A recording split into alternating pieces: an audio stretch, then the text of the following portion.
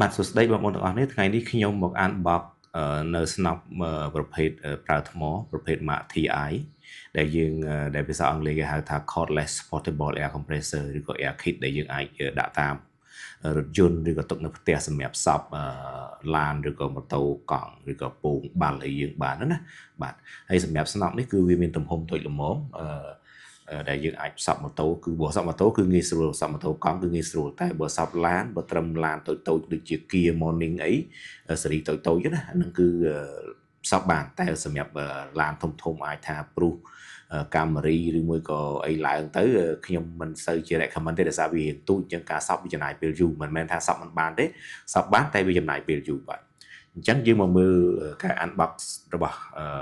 unboxing របស់ខ្ញុំជាមួយនឹងស្នាប្រភេទនេះទាំងអស់គ្នាបាទអញ្ចឹងជាដំបូងគឺពេលដែលយើងបើកមកគឺយើងនឹងឃើញមានបាទនេះគឺនៅក្នុងប្រអប់ហ្នឹងគឺមានសៀវភៅ manual បាទ user manual នេះគឺសម្រាប់ប្រើប្រាស់វា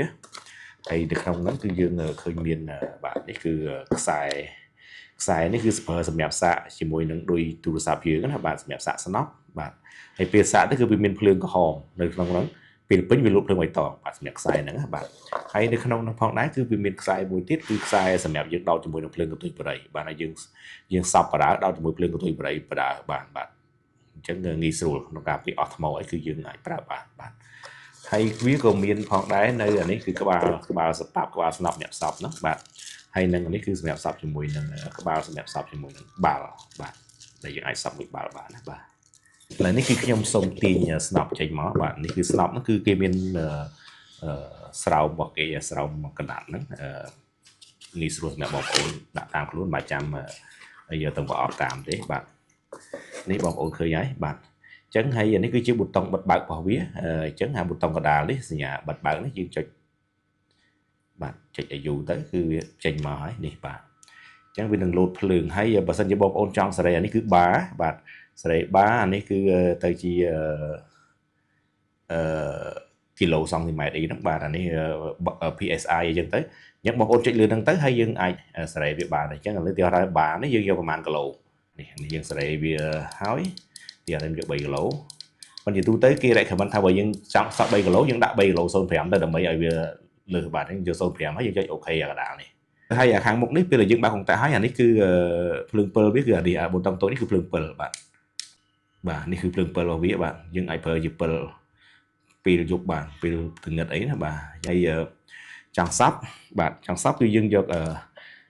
ក្បាលសប៉ាប់នេះមូលមកប្រឡោះកណ្ដាលនេះទៅបាទមូលវាហើយយើងដាក់វាជាមួយនឹងវ៉ាល់កង់វ៉ាល់ម៉ូតូហ្នឹងទៅបាទដាក់វាចូលហើយបិទច្បាប់វាមកហើយយើងចុចប៊ូតុងនេះប៊ូតុងខាងលើនេះណាបាទចុចទៅវាសប់ហើយ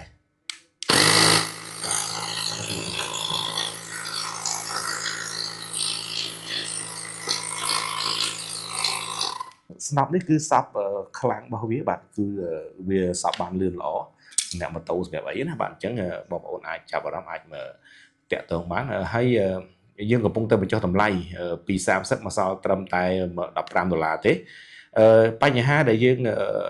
សម្រាប់ស្នាប់នេះគឺមានបញ្ហាតែបន្តិចទេតែរឿងថ្មគុណភាពវានៅប្រើបានធម្មតាណាគឺអាចជ័រខ្មៅខាងក្រៅនេះគឺយើងពេលដែលយើងកាន់ទៅវាស្អិតៗអាចឃើញស្នាមម្រាមដៃបាទដោយសារវាស្អិតតែមិនមែនមានន័យថាវាស្អិតប្រឡាក់ដៃទេ